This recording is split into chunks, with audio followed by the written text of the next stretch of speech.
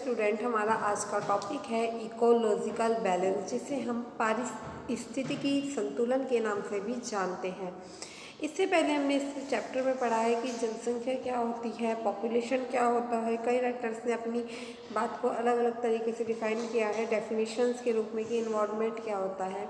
आज हम पढ़ेंगे इकोलॉजिकल बैलेंस क्या होता है। किसी भी पारितंत्र में विभिन्न जीवों के समुदाय में परस्पर गति सभ्यता की अवस्था ही पारिस्थितिकी संतुलन है। अर्थात पर्यावरण में विभिन्न प्रकार के जीव जंतु, पौधे एवं मनुष्य के मध्य संबंध को ही पारिस्थितिकी संतुलन कहते हैं। इसे पारितंत्र में हर प्रजाति की संख्या के एक स्थायी संतुलन के रूप में भी वर्णित किया जा सकता है। यह संतुलन निश्चित प्रजातियों में प्रतिस्पर्धा व आपसी सहयोग से होता है। कुछ प्रजातियों के जिंदा रहने के संघर्ष में भी पर्यावरण संतुलन प्राप्त किया जा सकता है। यह संतुलन इस बात पर भी निर्भर करता है कि कुछ प्रजातियों ने अपने भोजन एवं जीवित रहने के लिए दूसरी प्रजातियों पर निर्भर होते हैं, जिससे विभिन्न प्रजातियों की संख्या निश्चित होती है और संतुलन बना रहता है। एक जो इकोलॉजिकल सिस्टम होता है, इसमें ये कहा जाता है कि जो कुछ प्रजातियाँ होती हैं वो होती हैं एक दूसरे के ऊपर डिपेंड करती हैं और उन्हीं से जो एक सिस्टम बनता है उसे हम इकोलॉजिकल सिस्टम या बैलेंस के नाम से भी जानते हैं। यह जो इकोलॉजिकल बैलेंस होता है, इसमें कहा जाता है कि जैसे कि जो सांप होते हैं वो मोर को खाते हैं, तो ऐसे ही कुछ अन्य जो पक्षी होते हैं उनमें भी क्या होता है, ये एक इकोलॉजिकल बैलेंस कंटिन्यूस चलता रहता है कि कुछ पक्षी किसी को खाते हैं, कुछ किसी को खाते हैं, कुछ शाकाहारी होते हैं, कुछ मांसाहारी होते हैं। जैसे कि कुछ शाकाहारी लोग भी क्या होते हैं, कुछ मांसाहारी चीज़ों का क्या करते हैं, सेवन करते हैं। तो यही जो इकोलॉजिकल बैलेंस होता है यह निर्भरता को भी एक तरीके से दर्शाता है। पर्यावरण में जब हम बात करते हैं तो डिफरेंट टाइप्स के क्या होते हैं, जीव जंतु होते हैं, पौधे होते हैं और मनुष्य। उन तीनों के बीच क्या होता है, आपस में रिलेशंस होता है। क्या कि जीव जंतु को क्या होती है, मनुष्य की ज़रूरत होती है, मनुष्य को भी क्या होता है, पेड़ पौधों की ज़रूरत होती है।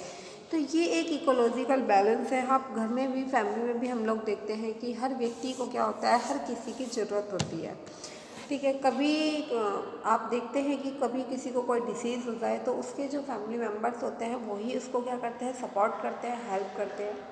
ऐसे ही जब हम बात करते हैं एक इकोलॉजिकल बैलेंस की, तो इकोलॉजिकल बैलेंस में भी हमें यही देखने को मिलता है कि ये जो पशु पक्षी होते हैं, जीव जंतु होते हैं, मनुष्य होते हैं, इनमें आपस में क्या होता है, एक संबंध होता है, एक रिलेशन होता है।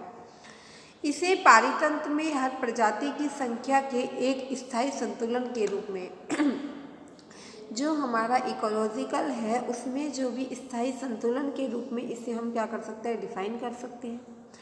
कुछ प्रजातियों के जिंदा रहने के संघर्ष में भी पर्यावरण संतुलन प्राप्त किया जा सकता है। कुछ जो प्रजाति होती है उनके जिंदा रहने के संबंध में भी क्या हो सकते हैं, हम इस इकोलॉजिकल सिस्टम को क्या कर सकते हैं, प्राप्त कर सकते हैं। ये इकोलॉजिकल सिस्टम क्या होता है, हमारे लिए बहुत ही महत्वपूर्ण है। इसकी बहुत ज़्यादा आत्मनिर्भरता क्या एक इम्पोर्टेंस के रूप में भी आप लोग इसे जान सकते हैं। भारतीय परंपरा के अनुसार प्रकृति और मानव जाति जीवन का आधार प्रणाली भी अभिन्न है। जो हम मानव हैं, जो मनुष्य हैं, हम भी क्या है, बहुत सारी चीज़ों के ऊपर डिपेंड है। जैसे कि जो कोई मनुष्य है वो मनुष्य क्या होता है, पेड़ पौधों के ऊपर डिपेंड होता है। पेड़ पौधे भी क्या होते हैं, मनुष्य के ऊपर डिपेंड होते हैं। ठीक है, कि मनुष्य उनको काटे ना, अगर मनुष्य उनकी सेवा करे, एक तरीके से उनके ऊपर ध्यान दें। उनमें जैसे कि वन होते हैं, वहाँ पे बहुत सारे पेड़ पौधे, जंगल बने होने चाहिए। हमारे यहाँ पे हमें पेड़ पौधों का ध्यान रखना चाहिए, उन्हें लगाना चाहिए, वृक्षारोपण करना चाहिए। तो ये चीज़ें भी हमारे इकोलॉजिकल को बैलेंस करती हैं। ठीक है, अगर वही है कि मनुष्य प्रकृति के साथ खिलवाड़ करेगा तो प्रकृति भी क्या है, मनुष्य के साथ खिलवाड़ करेगी। और मनुष्य क्या करेगा, प्रकृति की रक्षा करेगा, तो प्रकृति भी क्या है, मनुष्य की रक्षा करेगी। तो ये सारी चीज़ें क्या होती है, एक दूसरे से क्या होती है, सर्कुलेट होती हैं, एक दूसरे के ऊपर डिपेंड रहती है, एक दूसरे से रिलेटेड होती है। इसे ही हम इकोलॉजिकल बैलेंस कहते हैं। हमारी जो ये आपने 5 एलिमेंट्स का नाम सुना होगा, जो हमारी वायु होती है, जल होता है, भूमि होती है, वनस्पति होती है, जीव जंतु होते हैं। परस्पर संबंध और परस्पर ये क्या होते हैं, आश्रित होते हैं। ये क्या होते हैं, एक दूसरे से रिलेटेड होती हैं और एक दूसरे के ऊपर क्या होते हैं, आश्रित होते हैं, डिपेंड होते हैं। हर व्यक्ति को क्या होता है, हर चीज़ के लिए अपने और साथ साथ दूसरों के ऊपर भी हमें निर्भर रहना पड़ता है। जैसे हमें खाने पीने के लिए हमारी कृषि बहुत ज़्यादा ज़रूरी है। हमें अब कोई व्यक्ति कोई बिजनेस करता है तो ये तो नहीं है कि अगर वो उस चीज़ का बिजनेस कर रहा है तो उस चीज़ के उससे तो उसकी निर्भरता हट जाएगी, पर दूसरी चीज़ों के लिए उसे क्या करना पड़ेगा, तो किसी दूसरे व्यक्ति के ऊपर निर्भर रहना पड़ेगा। ऐसे ही हमारे यहाँ पे इकोलॉजिकल बैलेंसिंग होता है कि जीव जंतु क्या होते हैं, वो भी किसी चीज़ के ऊपर, उन्हें अपने पेट भरने के लिए, खाने के लिए दूसरे जीव जंतु के ऊपर निर्भर रहना पड़ता है। ऐसे ही मनुष्य होता है, मनुष्य को भी अपना जीवन यापन करने के लिए क्या होता है, अन्य पशु पक्षी व जीव जंतुओं के ऊपर क्या करना पड़ता है, निर्भर रहना पड़ता है। इन 5 तत्वों में एक में भी गड़बड़ होने पर दूसरे में असंतुलन, अगर हमारी ये जो वायु है, जल है, जैसे कि हमारी बॉडी है, अगर हमारी एक बॉडी में कोई डिसीज़ होता है और उस डिसीज़ को हम क्या करें, सही ना कराएं, तो वो डिसीज़ क्या करेगी, हमारी जो बॉडी के अदर्स पार्ट हैं उन सब के ऊपर भी इफेक्ट डालेगी और वो सब भी धीरे धीरे क्या होने लगेंगे, ख़राब होने स्टार्ट हो जाते हैं। तो ऐसे ही हमारे जो ये इकोसिस्टम होता है, इसमें जो 5 एलिमेंट्स होते हैं, वायु होता है, जल होता है, भूमि होती है, वनस्पति होती है, जीव जंतु होते हैं, यदि ये क्या करें, एक दूसरे के साथ सही ढंग से या रिलेशन न रखें, या ये एक दूसरे के साथ क्या करें, गड़बड़ करें, इनमें यदि क्या हो जाए, इनबैलेंस हो जाए, तो हमारे यहाँ पे क्या हो जाएगा, इन 5 तत्वों में से किसी एक में भी गड़बड़ आने पे, प्रॉब्लम आने में क्या हो जाएगा, इनबैलेंस स्टार्ट हो जाता है, असंतुलन उत्पन्न हो जाता है। या अतः उनके भी संतुलन बनाए रखने के लिए आवश्यक है कि इन 5, ठीक है, यदि हमें क्या करना है, अपने इन प्रकृति में, मनुष्य में, इन सारी चीज़ों में आपको क्या करना है, बैलेंस बनाना है, तो सबसे पहले आप लोगों को क्या करना पड़ेगा, जो ये 5 एलिमेंट्स हैं इन सब में भी बैलेंस बनाना ज़रूरी है, जिनके नाम आपको पता होने चाहिए। कई बार क्वेश्चन पूछा जा सकता है पेपर में कि जो हमारे यहाँ पे 5 एलिमेंट्स हैं इकोलॉजिकल बैलेंस के, वो कौन कौन से हैं।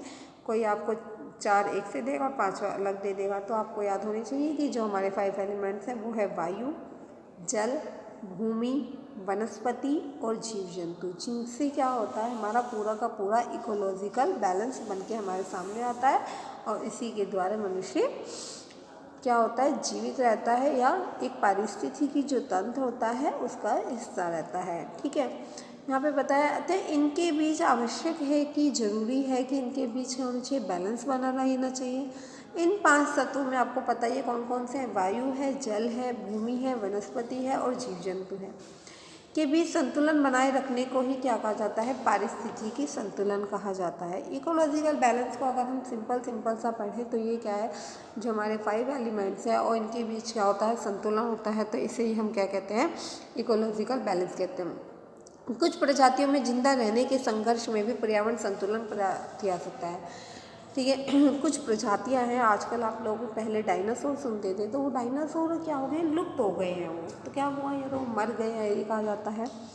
तो उनके लिए जो प्रॉब्लम क्रिएट हुई है, तो आगे हमें उससे बहुत चीज़ें सीखने को मिली है कि यदि अगर हमारे यहाँ पे ऐसे ही किसी भी जीव जंतु की प्रजाति विलुप्त होती जाएगी तो हमें इससे क्या होगी, बहुत सारी प्रॉब्लम्स हमें देखने के लिए मिलेंगी।